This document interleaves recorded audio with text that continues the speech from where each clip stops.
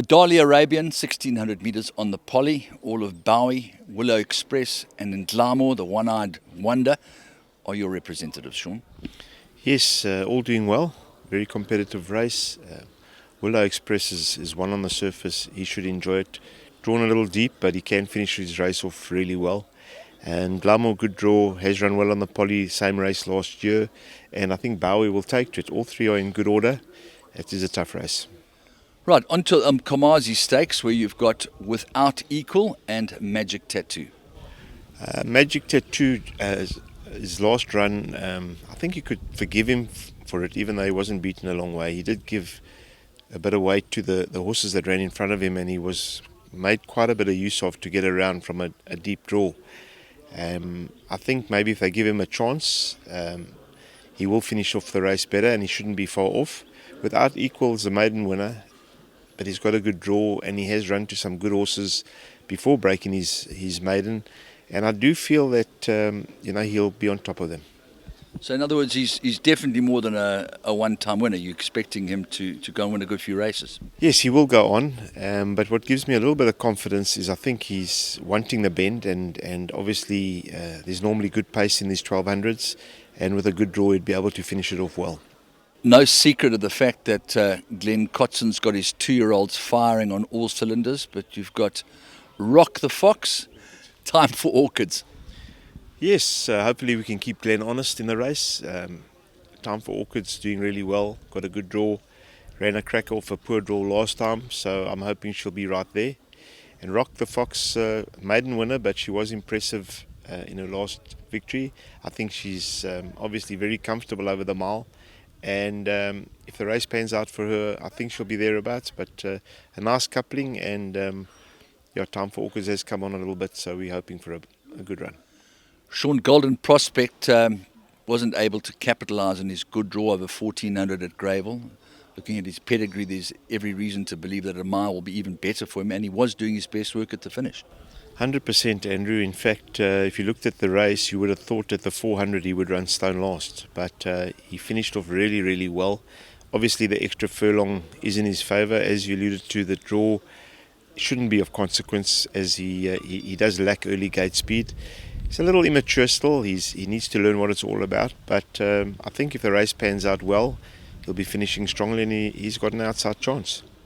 The brief look that I had at the Mercury Sprint, we see a filly at the top of the boards, a very good filly in Justin Snaith's Captain's Ransom. But you've got Chimichuri Run, who's no stranger to Grade 1 victories, and Eden Rock's a reserve, and he may just get in, and he's in great form. Chimi's doing well. He has his last run before he goes to stud, which is great for him. And as you say, he has mixed it with the big guns. He does enjoy Gravel. Funny enough, I think Paul Peters' filly is almost the horse to beat in this race. I think she loves the bend, and she's got a good draw, and 1200 is right up her alley. Having said that, Chimi knows what it's all about. If he's in the mood on the day, it wouldn't surprise me to see him right there. There definitely is not a yard in South Africa that's got more solid representation in the Marshall's World of Sport Gold Cup, with the favourite NEBRAAS, top weight, great run last time out, probably a victim of a slowish pace. Obviously Blackthorn gave everybody so much joy on Hollywood Bet's July Day, and then of course you've got the Lonsdale Stirrup Cup winner of the Consolation. I mean, he's also second in the Grade 1 SA Derby to a horse called Out of Your League, who's also in this field. Yes, all three horses are doing very well. NEBRAAS, he's proven himself that he could carry this weight, and the fact that the weights are compressed certainly helps his cause. He's been prepped in Joburg as he was last year, and yes, he's got a big chance, even though last year he carried bottom weight and this year he carries top weight. But I think he has made the improvement, and he has strengthened up accordingly. So he's obviously a worthy favourite. Blackthorn is going to find it a little bit harder at the weights. He has been beaten by NEBRAAS on slightly worse terms previously, so it seems hard that he will make up the deficit, but he's done really well in Durban, and I think he's going to just maybe raise his game a little bit here, and he's certainly in with a chance. We're very happy that he achieved his goal for the season, which was the Vase on July Day. But stays really well. He's very game, and he can certainly step up. Shango, he seems to love it. Yeah, he's doing really well. For a horse that could probably battle to beat your weakest maiden in Joburg, here he's found another gear in his work. His coat's outstanding. Obviously untried over the trip, but if you only just get up in a 2-4.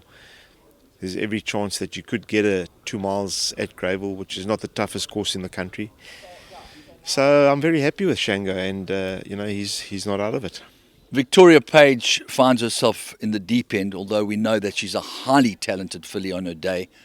But she's taking on the likes of Marina and Pink Tourmaline, who of course won the Oaks. But she's a very, very good filly, and she could find her best form.